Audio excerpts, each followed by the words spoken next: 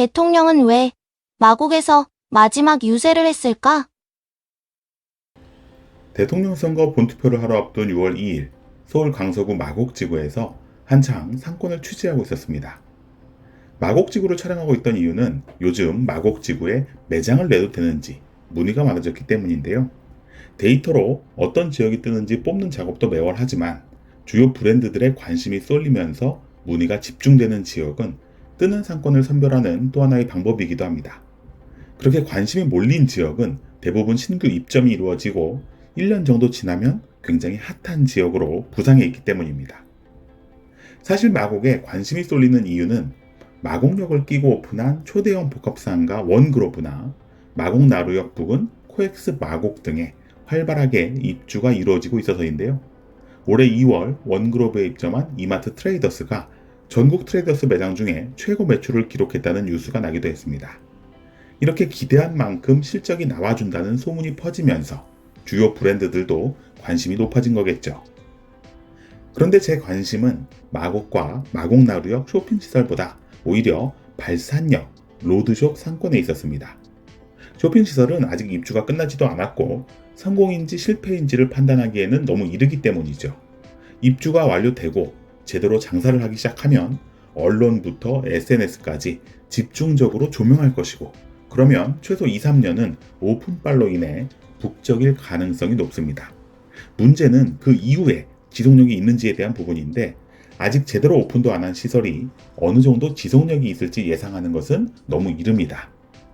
그래서 지금 시점은 다시 꿈틀대는 마곡지구의 성장세가 이미 형성된 발산역 상권에 무슨 영향을 주었는지가 핵심입니다. 이렇게 여러 상권이 복합적으로 구성된 지역은 앞서 발달한 상권이 뒤에 형성되는 상권의 지속성에 영향을 주기 때문에 발산역 상권 경기가 곧 마곡과 마곡나루의 입점 여부를 결정하는 중요 변수가 되기 때문입니다. 이 부분을 살펴보기 위해 마곡 발산역 라인에 어떤 맛집들이 유명한지 찾아서 상권의 성격을 규정하려고 했는데요. 막상 맛집 데이터를 뽑아보니 예상하지 못했던 사실을 발견했습니다. 전국적인 유행은 아니더라도 서울, 경기 수도권에서 나름대로 이름을 알리고 있는 고깃집 본점들이 마곡에 집중되어 있는 것을 발견한 겁니다. 원래 본점 위치는 몇 가지 상징적인 의미가 있는데요. 본점이 어떤 상권에 위치하는지에 따라 유입되는 고객층이 결정되고 이에 따라 본점뿐만 아니라 전체 브랜드의 정체성이 결정됩니다. 지금은 17개까지 매장이 늘어난 블루보틀도 2019년 국내에 처음 진출할 때 성수동에 1호점을 내면서 많은 주목을 받았었죠. 1호점이 강남이냐, 종로냐, 홍대냐, 성수냐, 혹은 수원이나 성남, 일산이냐 하는 것은 아주 중요합니다. 1호점이 위치한 상권 특징이 브랜드의 성격을 규정하기 때문에 본점 위치는 신중하게 선택할 수밖에 없습니다. 또 본점은 반드시 성공시켜야 하는 위치에 자리를 잡는다는 의미도 있습니다. 1호점부터 실패할 수는 없다는 단순한 의미 외에도 본점이 건재하게 버텨야 브랜드와 지점들이 탄력을 받기 때문이죠. 가끔 지점들이 어려워지는 경우는 있어도 본점은 절대 흔들리지 않을 자리에 있어야 합니다. 지점들이 다 성공할 때까지 안정적인 매출을 유지해야 하는 숙제가 있는 겁니다. 다시 말하면 높은 매출을 오래 유지할 수 있는 상권을 찾아야 하는 건데 그런 이상적인 상권이 얼마나 있을까요? 그런데 한두 개도 아니고 수십 개 브랜드가 본점으로 이곳 마곡을 선택했습니다. 대체 마곡은 어떤 상권이길래 이런 선택을 받는지 궁금하시죠? 그렇게 상권 촬영을 마치고 저녁 7시경 지하철을 타려고 마곡나루역으로 향하는데 막바지 민주당 대통령 유세가 한창이었습니다. 민주당의 유세 마지막 날 일정을 살펴보니 서울 강북구 유세를 시작으로 경기도 하남, 성남, 광명을 거쳐 여의도로 가기 전 마곡을 유세 지역으로 선정했더라고요. 국민의힘은 제주에서 출발하여 부산, 동대구, 대전역을 거쳐 서울시청을 마지막 유세 장소로 정했고 개혁신당은 시흥, 한국공학대, 경산, 영남대를 거쳐 대구 수성못을 마지막 장소로 정했습니다. 민주노동당은 서울 해화역, 구의역, 강남역을 거쳐 종로구 보신각을 마지막 장소로 정했고요. 가장 황금 같은 본투표 전날 마지막 유세, 각 정당은 마지막 표심을 모을 수 있는 상징적인 장소들을 선정했을 텐데요. 유력한 대선 후보가 정치적인 명분이 있는 여의도로 가기 직전 실리적인 마지막 동선에 마곡지구를 배치한 것은 큰 의미가 있다고 생각했습니다. 그리고 이런 생각은 저만 하겠지만 유수한 브랜드가 본점을 마곡에 내는 것이나 가장 중요한 대선 전날 실리적인 마지막 유세 지역을 마곡으로 잡은 것은 어쩐지 비슷한 이유처럼 보였습니다. 왜 하필 마곡이었을까요? 마곡의 첫 번째 의미는 직장가입니다.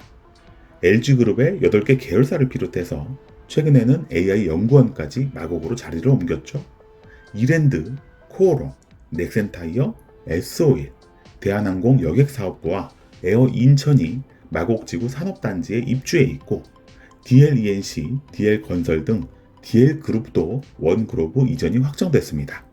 실제로 마곡나루, 양천향교, 발산, 마곡으로 둘러싸인 지역은 대부분 산업단지가 차지하고 있고 직장 인구는 5만 명 정도로 집계되고 있죠. 상권에서 직장가로 기능한다는 의미는 출퇴근 시간이 혼잡하고 일상적인 점심 수요와 저녁 회식 수요가 있다는 것을 의미합니다. 반면 주말은 수요가 줄어드는 특징도 나타나고요. 실제로 유동인구를 분석해보면 오전부터 오후 시간대 머무는 인구수가 많고 주말은 평일에 71% 수준으로 떨어집니다. 성비는 57대 43으로 남성이 많았고 연령대는 30대부터 60대 이상까지 고르게 분포하는 편이고요. 남성 비율이 높고 회식 수요가 있는 직장가 상권. 그런데 아직도 입주 기업이 계속 늘면서 배우 직장 고객 수요가 증가하는 상권. 그러니 고깃집이 많을 수밖에 없는 환경을 가지고 있는 겁니다. 점심 장사를 하는 식당이나 카페가 많을 것도 예상할 수 있고요. 두 번째로 마곡은 거주지 특징이 있습니다. 산업단지와 역세권이 발달한 상권을 밀도 있는 아파트 단지들이 둘러싸고 있는 건데요. 방화, 개화산, 송정, 양천향교나 가양 증리역까지도 제대로 발달한 상권이 없기 때문에 마곡 발산 라인으로 집중될 수밖에 없는 항아리형 구조를 가지고 있습니다. 창고형 대형마트가 전국 최대 실적이 났다는 것은 집중도 높은 거주지 특징이 반영된 결과라고 볼 수 있죠. 앞서 살펴본 직장과 특징과는 무관합니다. 상권에서 거주지로 기능한다는 의미는 자녀를 동반한 가구를 상상하면 되는데요. 학원과 병원, 미용실 같은 생활 서비스가 발달하고 주말에는 가족 외식 수요가 있고 오후부터 초저녁 시간대 유동성이 많습니다. 특히 잘 되는 제과점이 있으면 발달한 거주지 상권으로 볼 수 있는데요. 마곡 발산 라인의 상권은 이런 거주지 상권의 전형적인 특징도 뚜렷하게 나타납니다. 평일 직장과 회식 수요에 부족한 주말 가족 외식 수요까지 더해져 복합적인 고객 구성을 가지게 되는 건데요. 이게 안정적인 매장 운영을 할 수 있는 두 개의 축입니다. 실제로는 이렇게 직장가와 거주지 특징이 동시에 나타나는 지역은 거의 없죠. 그런데 여기서 끝이 아닙니다. 발산역 9번 출구에서 마곡역 3번 출구까지 이어지는 라인은 중심 상업지가 형성되어 있습니다. 직장가에 이어 거주지에 이어 상업지까지 제대로 발달해 있는 겁니다. 사실 모든 상권은 크게 보면 거주지, 직장가, 상업지로 나눌 수 있는데요. 이 세 요소를 다 가지고 있는 지역이 마곡입니다. 초대형 상권으로 불리는 강남, 홍대, 종로, 서면, 동성로 같은 상권들도 세 가지 요소를 다 갖춘 지역은 없습니다. 상권에서 상업지의 의미는 저녁 시간대 주점이 발달할 것을 생각하면 되고요. 여러 유흥, 오락시설도 발달합니다. 동시에 외부에서 고객이 유입될 가능성도 커지고요.